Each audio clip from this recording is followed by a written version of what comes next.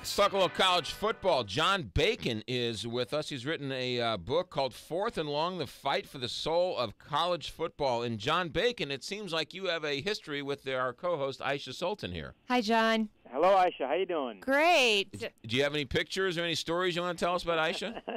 I might have better stories to tell you about John. How do you know that's not the case? Good point. I'm out of this one. All right, there you go.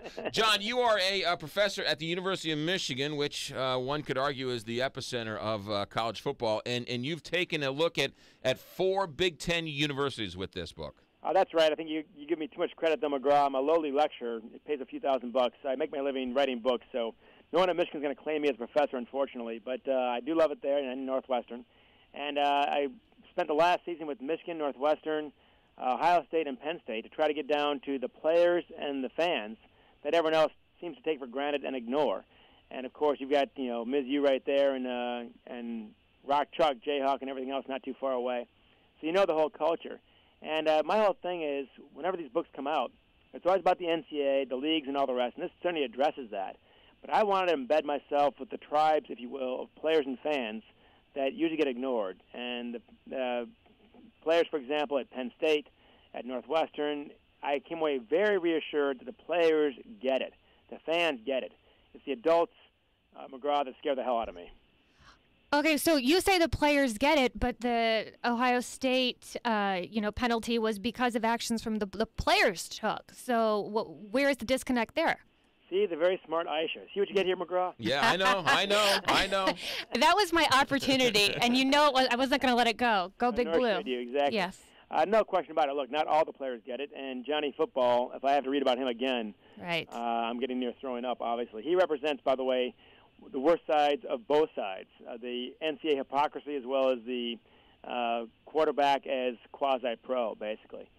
So not all the players get it, but the ones I talked to really did, and that was reassuring, more than I expected, actually. You get a few knuckleheads in any program, obviously. But those guys got it. What they said to me, and they're right, is when the Big Ten, for example, adds Maryland and Rutgers, and I'm talking to the Penn State players about this, they've got opinions about this. They're not usually asked. And they said, look, man, everything going on right now is for one reason only, and it's for money.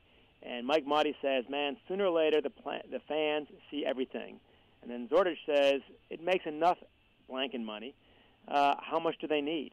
And that is the question on which the future of college football rests. Well, but you know what? Yeah, how much do they need? But the recruits look at how big the weight room is, how big the stadium is, where they go to bowl games. And so while they're there in the stadium saying, hey, how much money do they need, they're recruited by all that money.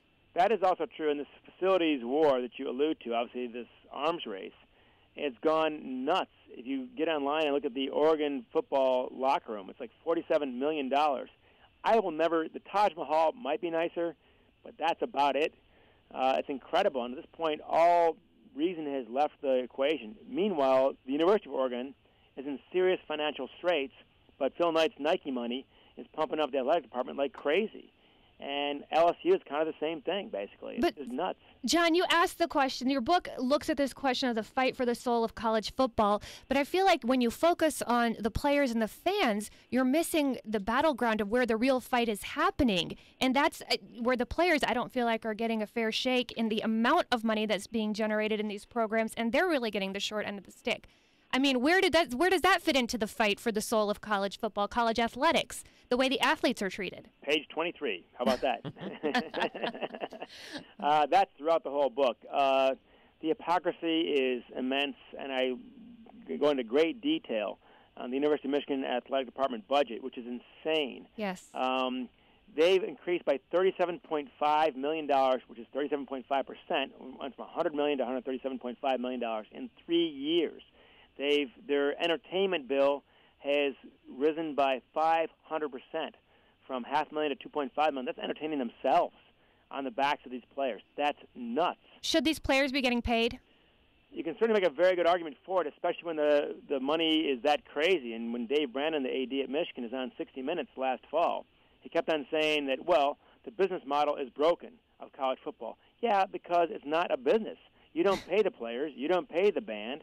You don't pay property taxes. You don't pay income taxes. You don't pay, revenue taxes and so on. You don't pay shareholders. So all the money comes in and none of it goes out. And you can find brand new things to spend it on every time we turn around. And they are, again, at Michigan and everywhere else. John Bacon is our guest. The book is called Fourth and Long, The Fight for the Soul of College Football. Here's my problem, John, and I'm not asking for much. And I'm a Nebraska grad, and I wear my, red sweater and all that stuff. But Bo Pelini, and I'll throw him in the same class as Urban Meyer. And you had up close and personal with Urban Meyer. Mm-hmm. They lose a game. And when you ask them, hey, why did you throw the ball in 4th and 2? Or why did you run the guy? They basically treat it like you're asking them about troop movements in Afghanistan. I mean, is it any more insulting than for a $1 million coach to yell at a guy making $15 an hour trying to be a conduit for what the fan would want to know? Very good point, of course. I will say that Urban Meyer was very good to me in a few long interviews, but it's not always the case with any of these guys, naturally. What they all seem to forget is, by the way, you are representing a state university. The good folks in Nebraska gets a lot of love in this book, by the way.